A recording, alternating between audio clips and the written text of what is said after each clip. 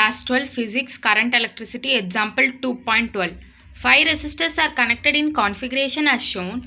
Calculate the equivalent resistance between the points A and B. So இங்கே வந்து 5 resistors connect பண்ணியிருக்காங்க இந்த சர்க்யூட்டில். ஸோ இதோட ஈக்குவலண்ட் ரெசிஸ்டன்ஸ் தான் நம்மளுக்கு கேட்குறாங்க. ஸோ இந்த சர்க்யூட்டில் நம்ம தெரிஞ்சிக்க வேண்டிய விஷயம் என்ன அப்படின்னா, ஸோ சென்டர் சிடி அப்படின்ற பாயிண்டில் நம்மளுக்கு பொட்டென்ஷியல் வந்து சேமாக இருக்கும். அப்போது கரண்ட் வந்து ஃப்ளோ ஆகாது. ஸோ பொட்டென்ஷியல் சேமாக இருக்கும், அதனால் கரண்ட் ஃப்ளோ ஆகாது. ஸோ அப்போ இதை வந்து நம்ம வந்து இந்த டயக்ராம்லேருந்து எடுத்துடலாம்.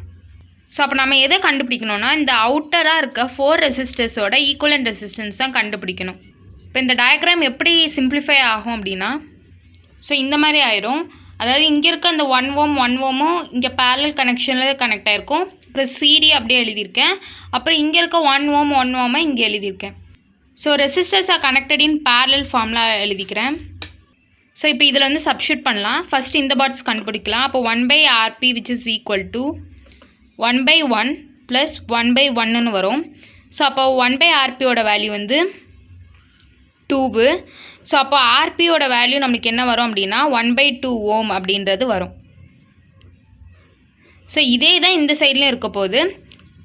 ஜஸ்ட் காப்பி பண்ணிக்கிறேன். ஸோ இங்கே கண்டுபிடிச்சிருக்கிறது வந்து 1/2 ஓம். அதேமாதிரி இங்கேயும் 1 ஓம் 1 ஓம் இருக்கிறதுனால நான் டேரெக்டாக இங்கே கண்டுபிடிச்சிட்டேன். இப்போ எப்படி டயக்ராம் மாறணும் அப்படின்னா, ஸோ இந்த மாதிரி மாறிடும் நம்ம 1/2 ஓம் கண்டுபிடிச்ச மாதிரி. ஸோ இப்போ சீரிஸ் கனெக்ஷனில் இருக்குது.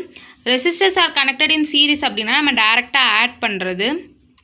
ஸோ அப்போது இங்கே வந்து ஈக்குவலண்ட் ரெசிஸ்டன்ஸ் வேணும் அப்படின்னா நம்ம ஆட் பண்ணணும். அப்போ 1/2 ப்ளஸ் 1/2ன்னு வரும். ஸோ half ஆட் பண்ணால் நம்மளுக்கு 1 வரும். ஸோ அப்போ ஈக்குவலண்ட் ரெசிஸ்டன்ஸோட வேல்யூ 1 ஓம்.